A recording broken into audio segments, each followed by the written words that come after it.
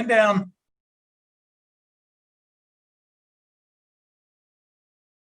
There are some Canadian politicians who are saying that in light of everything that is going on with Beijing, Canada should consider a boycott of the 2022 Beijing Winter Olympics. Rick Zamperin, good idea, bad idea, medium idea? What is it?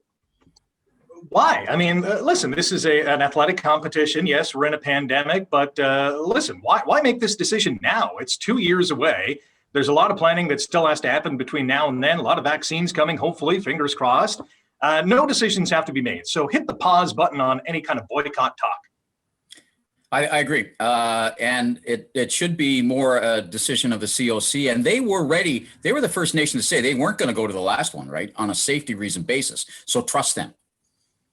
Far be it for some guy in a government office to tell athletes what to do after 3 and 4 years of preparation. Shut up. The thing about this is I'm not sure that it'll ever actually happen, but we do have 2 Canadians that are being held essentially hostage by the Chinese government. And it's tough to overlook that. And I'm not sure that a boycott is ever going to happen, but just rumbling about it now, maybe that gets the talk started. Maybe, because I'm sure that's what it's about even more than COVID. Well, it could. Yeah, I don't think so. I don't think you boycott Olympics and suddenly China's like, okay, yeah, we'll free the 2 Michaels. You got us now. It's just not going to happen.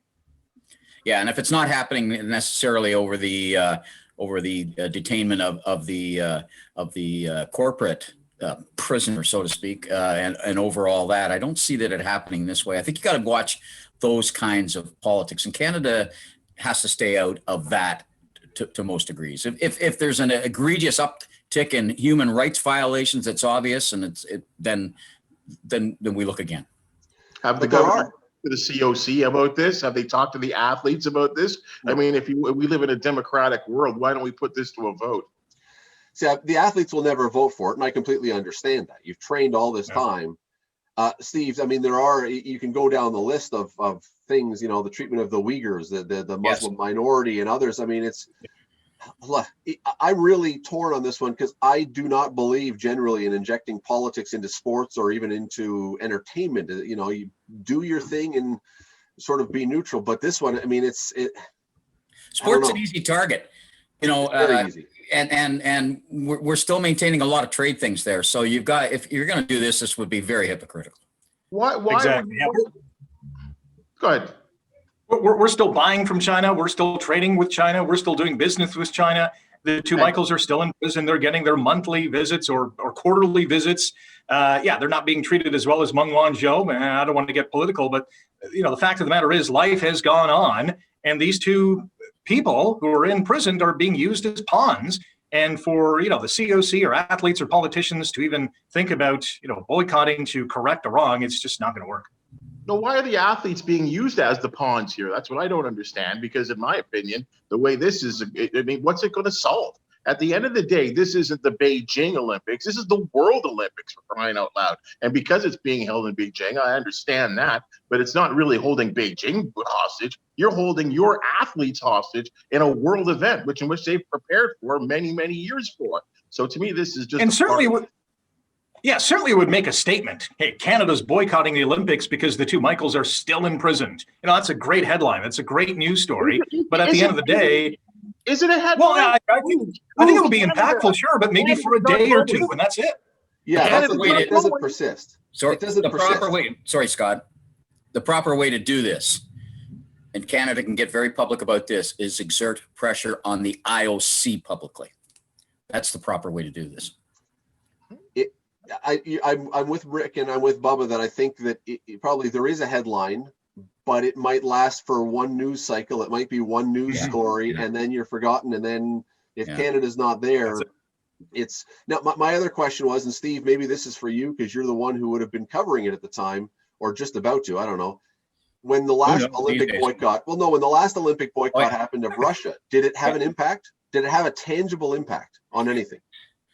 Not particularly. If you look at the fact that there was a driven back in some way. Russia did pull out a little bit from the, if you're talking about back in '80, right, the Afghan war, there was some, but you could argue that 40 years later, that's still a major problem. You could argue that they're the Soviets then, they're now allegedly a republic. That nothing's really changed there. It's just different abuses of power in different hands. But we did get the Goodwill Games. So the Goodwill Games did come out of that, and let's see. But look, Russia's still a horrible cheater on the world scene athletically. So not everything at all levels. Not everything changes.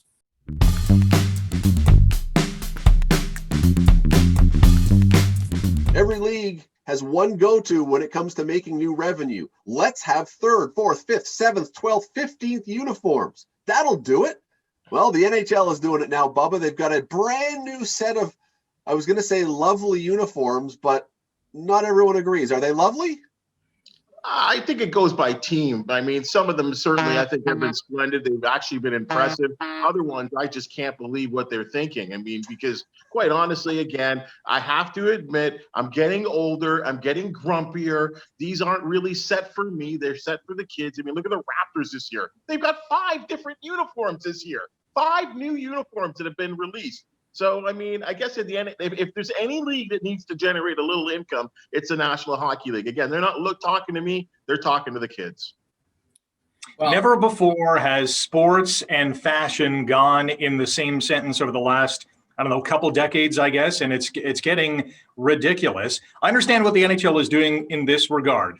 You know, they have a uniform provider, a jersey provider who is excited to, get their brand name out there again, and that's Adidas. And they've, done a wonderful job with a handful of these jerseys. But for the most part, and me being a 40-year-old white guy who's, yes, like Bubba, getting a little grumpy, a lot of them are garbage, but they're not marketing to guys like me.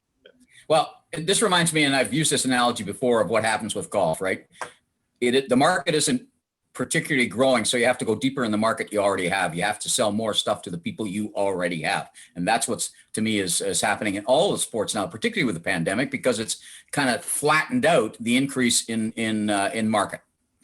I think the NHL is trying, and every league does. You're trying to hit the lightning in a bottle. When the San Jose Sharks came out, they were, it was a huge success. When the LA Kings went back to the silver and gray, or silver and black, they, huge. But then you get the New York Islanders Captain Highliner, or the LA Kings Burger King version, or whatever else. And Bubba, some of these, my goodness, I mean, as much as Colorado's throwback to the Nordiques from their old, that is really cool. And I love the LA Kings going back to the gold and purple, really cool. Who in the Harold Ballard estate was assigned to design the Maple Leafs? Yeah. What? The Leafs are your primo team, and they may be the worst uniform.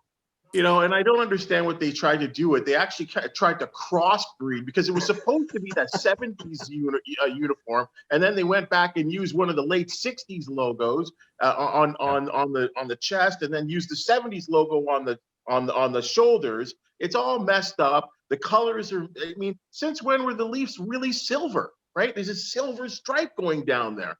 Again, I'm getting all upset at something I will never buy. So I don't know why I'm getting so upset. I could give a damn, really. I haven't owned a shirt that I would actually wear. Sometimes you get given them occasionally by teams, but I haven't worn a team shirt since I was 12. What rightful man over 35 years old wears it? Exactly, but things have changed that way. Things have changed on the back.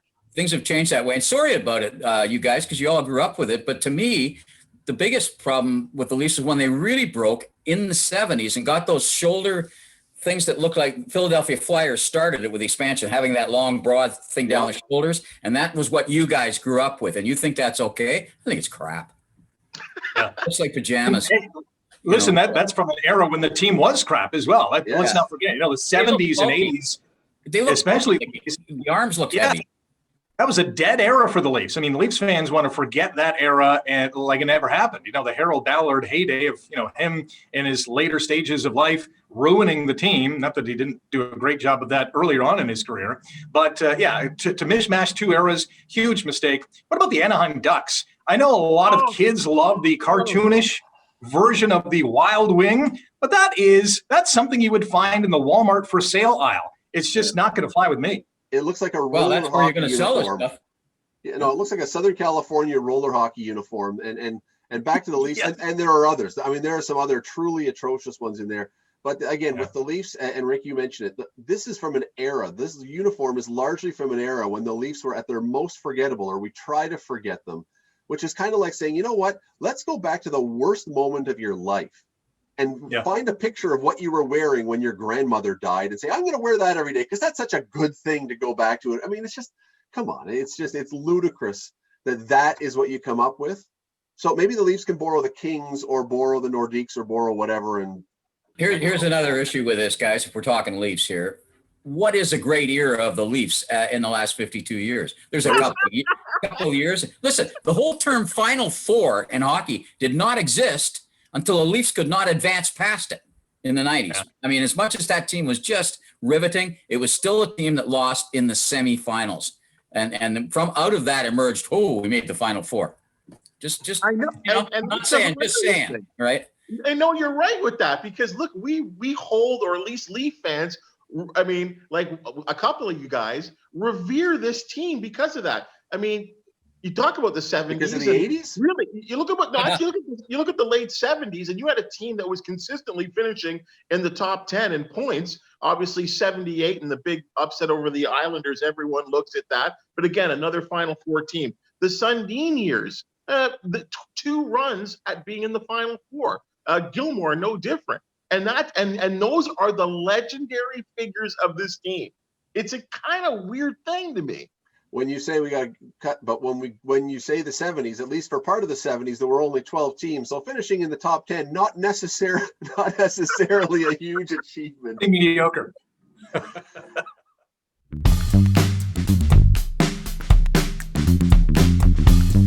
Don't know if you watched it. Fantastic Grey Cup game yesterday. Saskatchewan Roughriders just edged the Montreal Alouettes. No, they didn't. There was no Grey Cup game. There was no season this year. Steve Milton, it would have been yesterday. Grey Cup would have been on Sunday. Where do they go from here? I mean, it's Randy Ambrosie seems to have lots of confidence, at least outwardly. Should he? I don't know that I would say that he should have confidence, but I think he has to have direction and a goal, and they have to play. I mean, we've talked about this many, many times already. And I think the Players Association hit the real problem on the head when they talked earlier this week, and they said the league has to decide what it wants first. And that really goes at what's the problem, is that the owners themselves weren't united all the way through last year. Now they've been scared into being a little more united. They got to get something going with the players, and they got to do it quick. Getting the schedule out will help. I think there's a fine line between optimism and confidence. I think obviously Randy Ambrosie, and he used the word, he was optimistic that 2021 would happen. He's optimistic that the 108th Grey Cup would be held in Hamilton in November of 2021. So it's great to be optimistic. It's great to be forward thinking and excited about the possibility of a season, but there are still the same hurdles in place that wiped out the 2020 season coming up and to June of 2021. So if they can get a vaccine, great. If they can get fans in the stands, that is the pariah. Obviously, they need that cash flow. If they get maybe a little bit of government funding as well, that's a bonus. But all these, red flags have to be nullified before a 2021 campaign can actually start. And, having a renegotiated CBA with the PA would help as well. Not happening, guys. It's not happening. I mean, again, we've talked about this extensively. First of all, I'll give credit to the commissioner. At least he's been out there and talking to people, and at least finally. Finally, we've talked about this. I personally have been driven crazy about the lack of at least visibility of the commissioner. So I'm glad to see him out there talking to people, raising the confidence of people. But in the end of the day, and I'm not blaming him, but the virus will control whether this league plays or not. This is the lone league of these major professional sports leagues in North America that if there's no bums in seats, they can't play. And you will not convince me of that. There will be no owners that finally say, yes, we're playing without fans. So let's see what happens there. I think to be fair, there are fewer bums in seats since they closed Ivor Wynn and opened Tim Hortons Field. A little costlier, weeds out some of those people.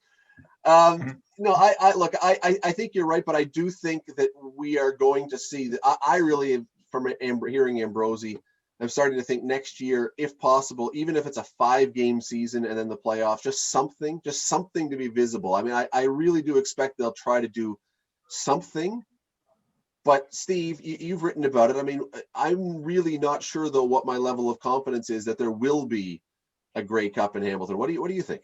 Well, Bubba's right, and we all feel the same way that you're beholden to the virus.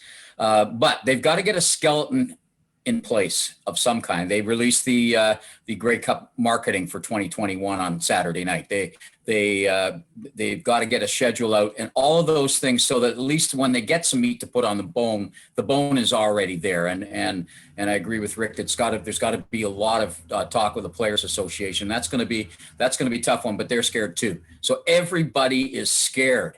So that is a great motivating factor. I'm not as sure that they were as scared last time. I think they were overconfident last year. They had a pretty good week. This phony Grey Cup week was a pretty good week. But this is when it normally shuts down and it goes quiet. And now it's really going to go quiet. So they're going to have to keep things going here. They got to keep throwing some stuff out there. They're confident, and they shouldn't be, that there will be a vaccine that will be available by late summer. I've heard it from inside the league for about 3 months. So they had been talking to medical people that we haven't had access to. But the important thing too is to not only have a plan, but have a what if plan, and maybe even a plan C, because as we know, this virus has changed things from the spring to the summer to the fall. There has been some waves that, and even the wave that we're in right now, I don't think people realized how bad it was going to be. We knew it was going to be worse than the first. But I think the CFL, and this is an advisory to the other leagues as well, have a backup plan, the what if. If this can't work, then, hey, we're going to pivot and move to this thing. You don't want to see that specific, right, Rick? You wouldn't just say, hey, we have a plan. You want to actually hear what the secondary plan would be? I do. Well, I'm not sure if they have to make that publicized, but they should say, hey, here's our plan, and if this doesn't work, we do have a plan B. We'll release that if we have to. And make sure the players also the Players Association says, yeah, we've seen it. There is a plan. So it's not just yeah, we're fooling you. No, you've got to at least be able to say we have it and the players are on board with it.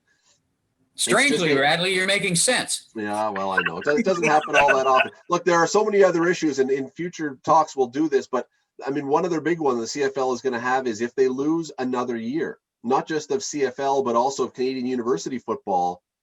Yeah. Where do you've got a bunch of guys now, and we'll get to this later, who have not played for a while, and your pool of new talent has not been playing.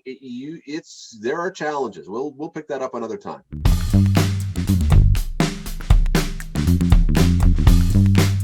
Time for the 1 minute debate. Here's the 1 minute debate. I am going to give each of these guys a topic.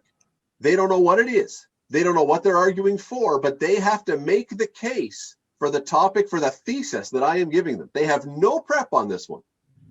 And they have 1 minute to be brilliant. Today's topic, the most unbreakable sports records.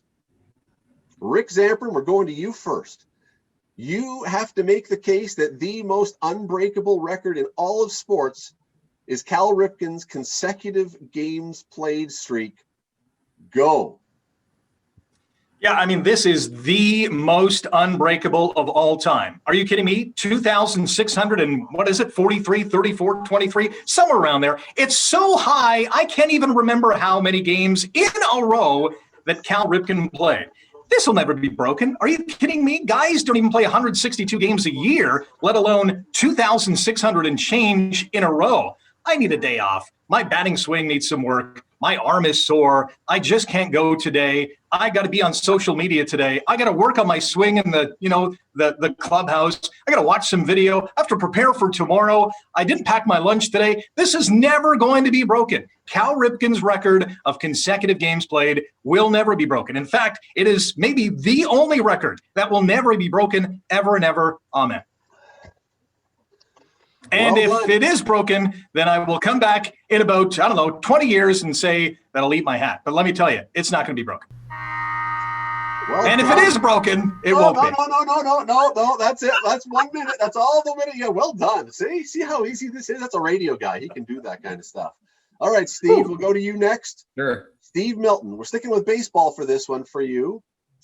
Walter Johnson, 110 shutouts. Shutouts. Right. Here we go. Steve Milton, you have 1 minute Go.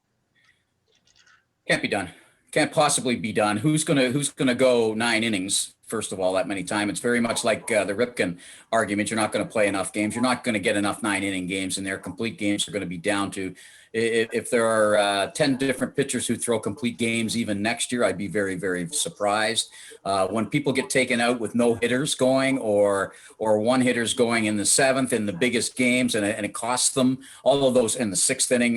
That's the way it's going to be. The platooning changes all of those things about shutouts. The chances of they're going to eventually figure out the shift very soon. They're going to figure out the shift. There's going to be somebody that does that type of thing that starts hitting off field. And as we are now teaching players to go for the fences, they're going to hit off field, and that's going to wreck a lot of shutouts. It could happen now because it's all strikeouts and home runs.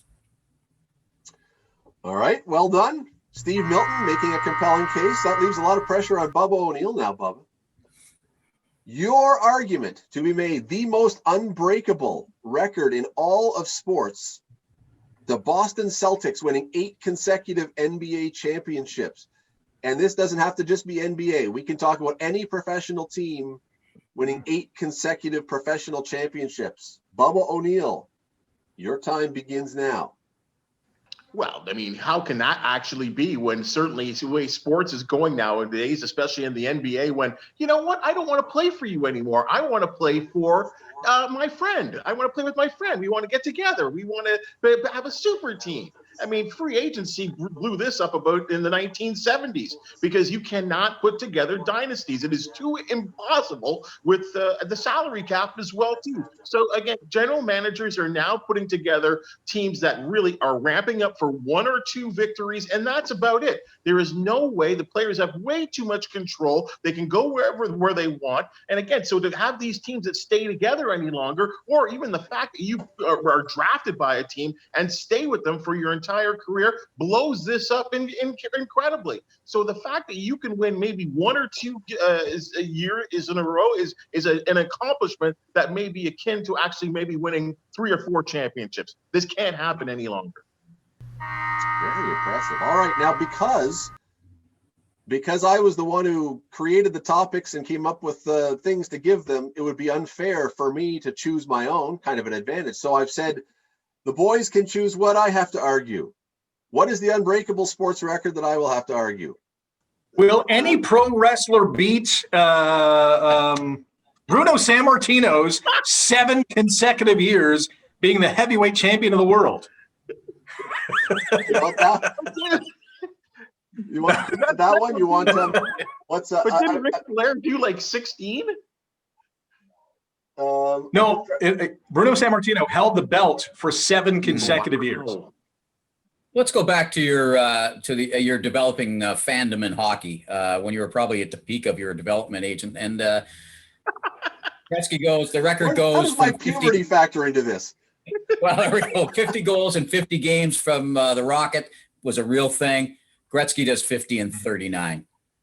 All right, 50 and 39 games, the unbreakable record in sports. All right, here we go. When you consider right now where scoring is in the NHL and the fact that we're in a not exactly a dead puck era, but we certainly, when was the last time we saw 500-point scorers in the NHL? We don't see it.